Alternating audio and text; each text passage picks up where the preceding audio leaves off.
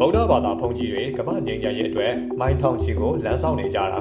အမေရိကန်နိုင်ငံ Fort Worth မြို့ကနေမြို့တော်ဝါရှင်တန် DC တိမိုင်2300ကျော်ကိုလမ်းဆောင်နေကြတာနိုင်ငံပေါင်းစုံကဘုန်းကြီးတွေပါတယ်နော်ထိုင်းလည်းပါတယ်မြန်မာလည်းပါတယ်ဗီယက်နမ်လည်းပါတယ်အိန္ဒိယတွေလည်းပါတယ်ဒီအစီအစဉ်ကို War for Peace လို့အမည်ပေးထားတယ်ငြိမ်းချမ်းရေးအတွက်လမ်းဆောင်ခြင်းပေါ့နော်မထင်မှတ်ပဲနဲ့အမေရိကန်တနိုင်ငံလုံးမှာရှိတဲ့ပြည်သူတွေတန်းနဲ့ချီသိန်းနဲ့ချီပါဝင်အားပေးခဲ့ကြတဲ့ပြည်တော်တွေမှမြင်တဲ့အတိုင်းပဲနော်လူမျိုးခြားတွေဘာသာခြားတွေပါဝင်အားပေးခဲ့ကြတာအမေရိကန်နိုင်ငံထဲမှာရှိတဲ့တန်းနဲ့ချီတဲ့လူတွေကတော့ဒါကမှငြိမ်းချမ်းရေးအစစ်မှန်အစိုးရတွေငြိမ်းချမ်းရေးလုပ်တယ်ဆိုတာအကြောင်းပြတဲ့ပဲဆိုပြီးတော့လည်းထောက်ပြခဲ့ကြတယ်ဗုဒ္ဓဘာသာဘုန်းကြီးတွေငြိမ်းချမ်းရေးအတွက်လမ်းဆောက်တာ online ပေါ်မှာတော်တော်လေးကိုနာမည်ကြီးသွားတယ်သတင်းဌာနကြီးတွေမှာလည်းပါလာတာပေါ့နော်ပါလာတဲ့အတွက်ဒီတကဘာလုံးကလူတွေကဒီနိုင်ငံကိုလည်းကြွားပေးပါအာဖရိကဘက်ကိုလည်းကြွားပေးပါဒီမြို့ကိုလည်းကြွားပေးပါဆိုပြီးတော့တောင်းဆိုလာကြတာတွေလည်းအများကြီးရှိလာတယ်နိုင်ငံသားလူမျိုးသားတွေကတော့ဒီ profile လေးကိုကြည့်ပြီးတော့ရင်းထဲမှာတမျိုးကြီးပဲအကြည့်ရင်လည်းကိုအလိုလိုမျက်ရည်ကျတယ်စိတ်ထဲမကောင်းအလိုလိုနေတဲ့စိတ်ထဲမှာတမျိုးကြီးဖြစ်နေတာပေါ့နော်စသဖြင့် comment တွေပေးကြတယ်တချို့ဘာသာကြားတွေဆိုလို့ရှိရင်